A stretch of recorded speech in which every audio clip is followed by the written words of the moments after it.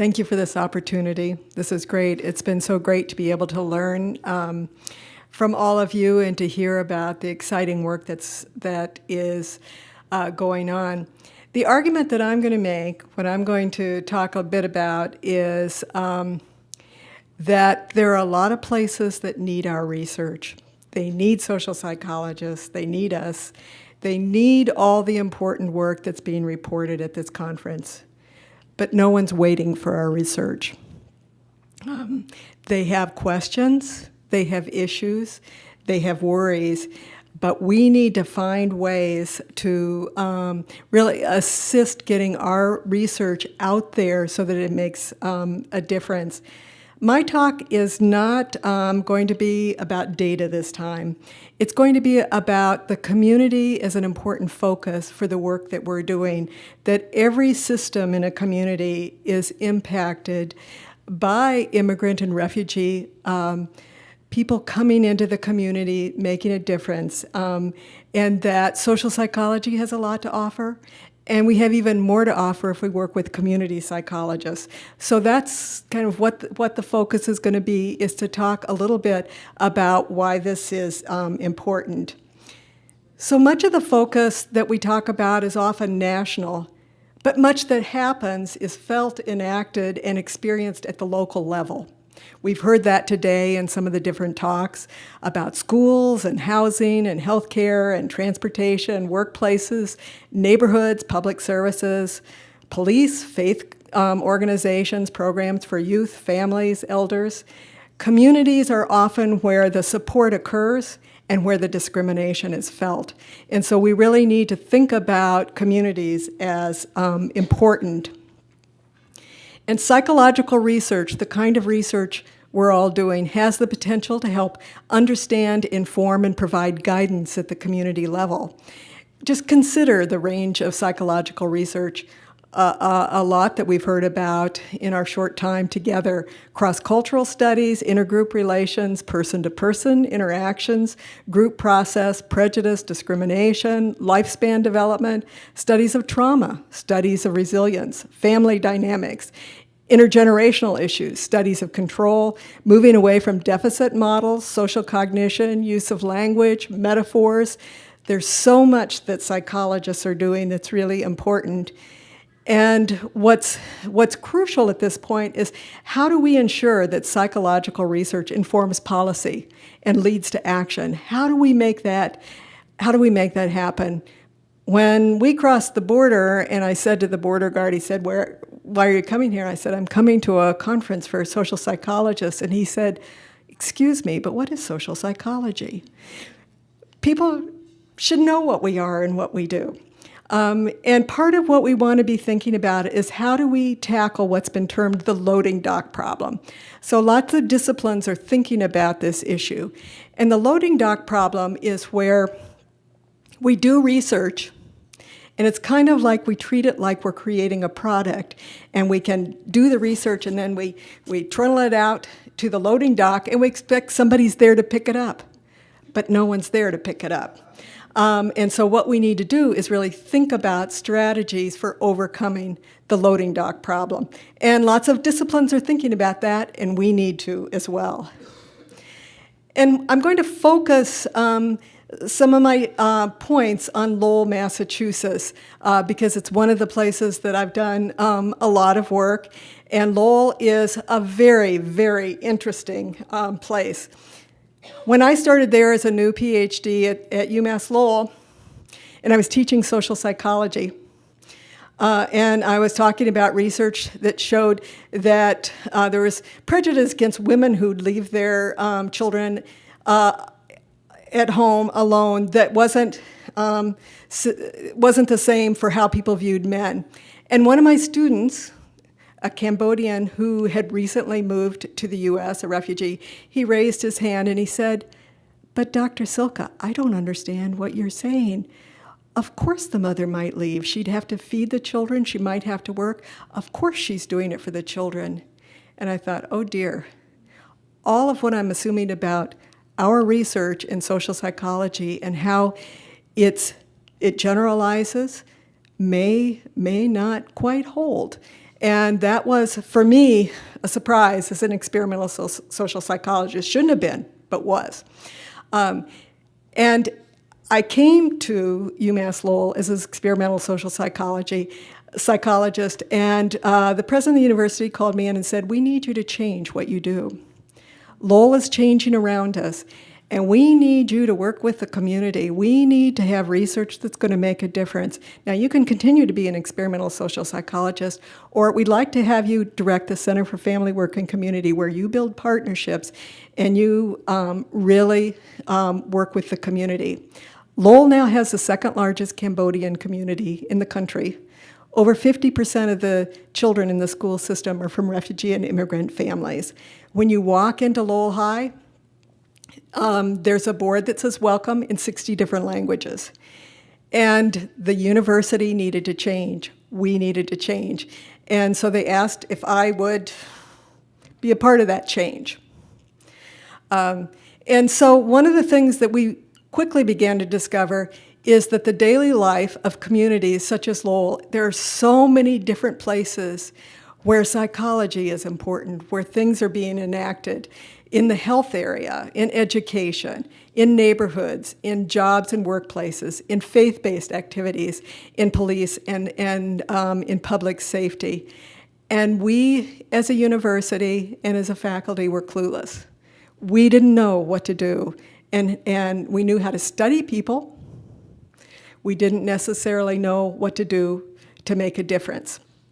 And what I'm going to do is just run through some of those different systems, and just what you'll see is just some titles of some different articles that have come out of some of the work that we've done in different areas. And part of what I wanted and hoped that you would see from these listings is that there are a lot of places where we could publish about our work, where they need a social psychology perspective coming together with other perspectives in order to make a difference. So I want to give a few examples and just show a few things that we have written.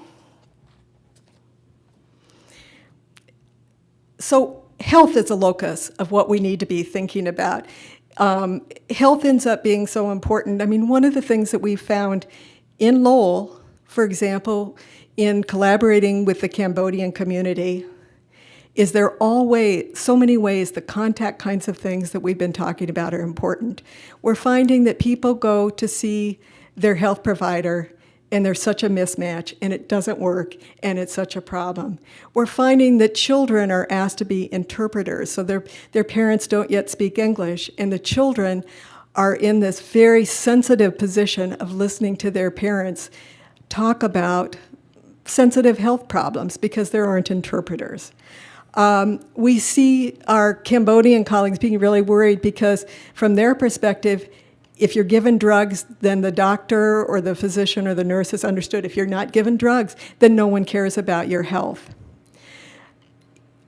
We see cases where children and family, people have cupping, and the parents are charged with abuse because of the kinds of markings on children. So healthcare is one of the places where there's a real need, as we think about contact, as we think about these kinds of issues, to understand sort of what does this look like on the ground and how can we work together and interact. This is just from our Lowell Community Cambodian Health project that was an amazing project that really redid a lot of the healthcare in Lowell. So there's now Lowell Community Health. I had the good fortune of being on the board where they're really interested in how you use research to make the health work. So that there is, for example, you walk in to see a health provider, but there's a meditation room that you could go into. We've heard from a lot of people that education is a focus. Education's really important in terms of a system, and we see that very much in a community like Lowell. Many of the people who live in Lowell had family members die, killed by Pol Pot, killed by Khmer Rouge, because they were wearing glasses, because they were educated. So to say that education is important it's so loaded, it's so difficult. And the teachers rightly feel like they're doing a great thing by inviting and encouraging parents to come to parent-teacher conference. But for many of the refugees living in Lowell, you give your child to the teacher because you trust the teacher, and it would be presumptuous of you to go into the school. And so there are these real interesting, in terms of the system, in terms of all the contact that we've been talking about, these mismatches that we need to be thinking about. We have English as a second language courses that are available that people can take part in, but they're kind of built in some ways on a deficit model. And so one of the things we were able to do as a community is to think about, there's a lot of unused capacity there. They need lessons. And so we were able to use that to build a lot of lessons around, say, environmental issues that built on the kinds of skills that the refugee and immigrant communities were bringing. Food, we've been talking a lot, off and on, both days, about issues of food, and food ends up being so central, so important, such an opportunity and such a challenge. And one of the interesting things about food in Lowell is that people who are coming to Lowell as refugees and immigrants are often coming from fishing communities. And they want to continue that tradition with their families, and they want to eat the fish. Where did the fish in Lowell come from? They come from the Merrimack River. The Merrimack River is one of the most industrialized rivers with a long history. It's contaminated. So what do we do? How do we think about that? This is impossible for you to read from where you are, but one of the things we did was an initiative bringing together and working with a lot of the different refugee and immigrant groups to say, we all care about fish, we all love fish. Share your favorite story about how you cook fish that you got from your family, and let's all think about fish and the importance of our river and the importance of food as a way to sort of build that contact that we've all been talking about. Housing in a neighborhood as a focus, another really important issue.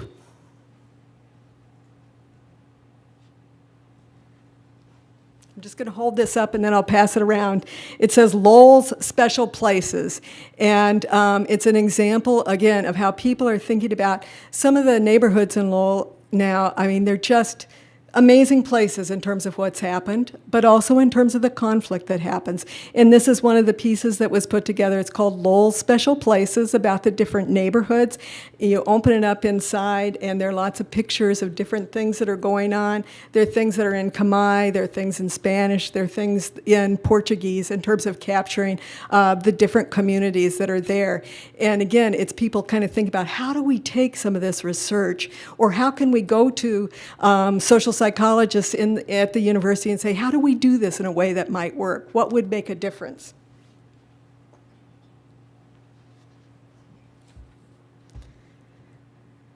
That shows how congested Lowell is. Lowell has lots of special neighborhoods. It also has lots of lead paint because it's one of the very old communities in the U.S. There are lots of houses with lots of lead paint. We had an initiative to bring together the Cambodian community and researchers on campus who study lead. I brought people together in a kind of place that we could work together and said, we're kind of here to talk about lead and the problems it's creating for children. And my Cambodian colleagues said, after we talked for a while, they said, but Linda, we don't care about lead. And I thought, oh no.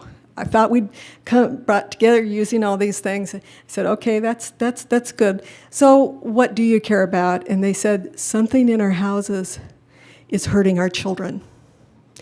And so all about the kind of language, the last talk we heard, the language, how you use language. It turned out it was lead, but it was using language in different ways to understand what was going on. As I keep mentioning, Lowell has lots of environmental problems. But people come, they want to fish, they want to garden, they want to do all kinds of things, and we're a polluted area. And so one of the issues is, what do we do about that? How do we deal with that?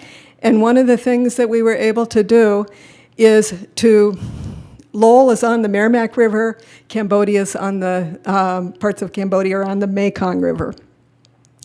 Are there ways to recreate in Lowell the kinds of activities that happen in Cambodia as a way to establish, pay attention to all the skills that people bring, but also pay attention to how dirty our river is and what we all need to do to clean it up. And we were actually, if you know the U.S. system, we had funding from the National Institute of Environmental Health Sciences to do a multi-year collaborative project that all had a health focus and environmental focus as a consequence of doing this. Again, thinking about the kind of contact issues and attitude issues you've all been talking about. Aging is yet another focus where, in terms of bringing in social psychology, it can be so helpful. One of the things that we're finding in Lowell is that there are lots of refugees from Cambodia who came, were able to find jobs, did really well in those jobs, and as they age, we're seeing high spikes of post-traumatic stress disorder reemerging. And how do we begin to think about that as a community? How do we understand that? We also see a lot of worries on the part of grandparents that they're losing their grandchildren because their children not only are losing the language, but the grandparents don't want to tell their children about the Pol Pot years, the Khmer Rouge years. So there are things that the children don't know at all about the kind of trauma that their parents and grandparents went through and they're now experiencing.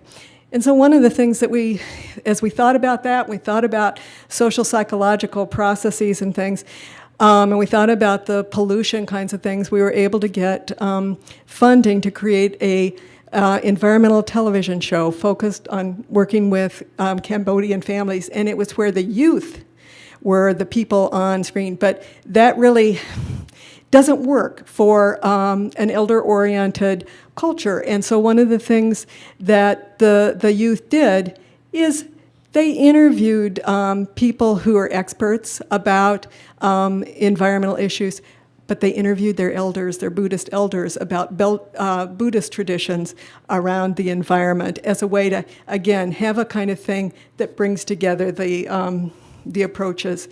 The people who run the elder programs in the city were very worried, how do we build these connections? And so they started working, talking together, started a walking meditation program. Again, kind of thinking about strategies. And we talked about jobs and social capital.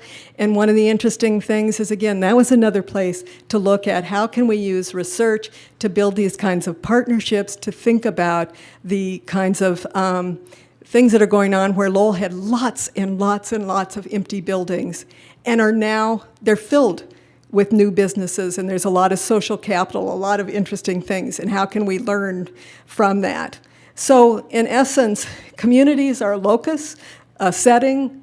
Someone yesterday talked about them being a hotspot. So they're a place where we can take all these important ideas we're talking about and see how we can have them make a difference. Communities get transformed. So when host communities become home communities, can be a very, very important opportunity for all of us with our skills at anchor institutions, which is what our universities are, and working with our communities to see these opportunities, to think about ways to have research make a difference. That one of the interesting things we can be thinking about is, given the differences in communities, can we learn from each other? Can we create generalizable lessons in the face of variations in immigrant and refugee experiences?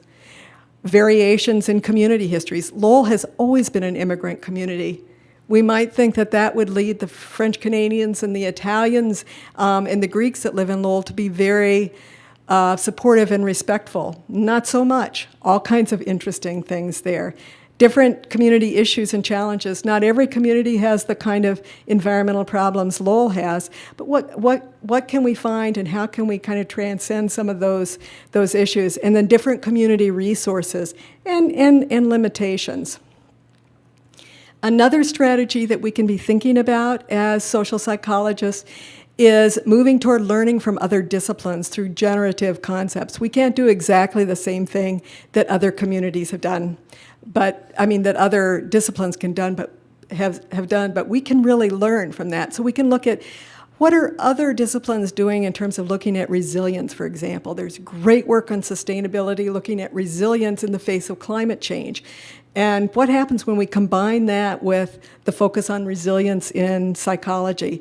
Scaling up. Great work looking at if you take environmental issues at the local level, how do you scale up what you find to the state level or national level or international level?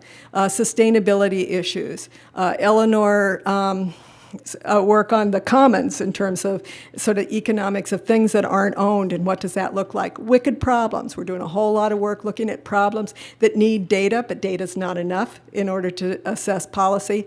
Boundary spanning, wonderful work that's going on now looking at how you bring different disciplines together and span boundaries, coupled human natural systems and how you think about how things work together.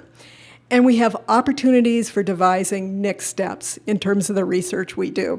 So how do we do research that speaks to individual communities but transcends the particularities? For doing research that's focused on solutions and not just studying the problem. One of my friends in the Cambodian community said to me one time when I was saying, well, I think we need a little more research on that. She said, my children are going to be grown before you say you have enough research. So what are we going to do about that? She was a little more gentle in how she said it, but that was the substance. How are we going to be more effective in using research, psychological research that's already in place? Sure, we're not sure if it's exactly right, but how do we take the risk and use it? And how do we more effectively identify research that's needed? Research that our partners see as needed. Research that the new people who are now, we're all sharing a community, see as needed. How do we make that happen? So I think we live at a wonderful time.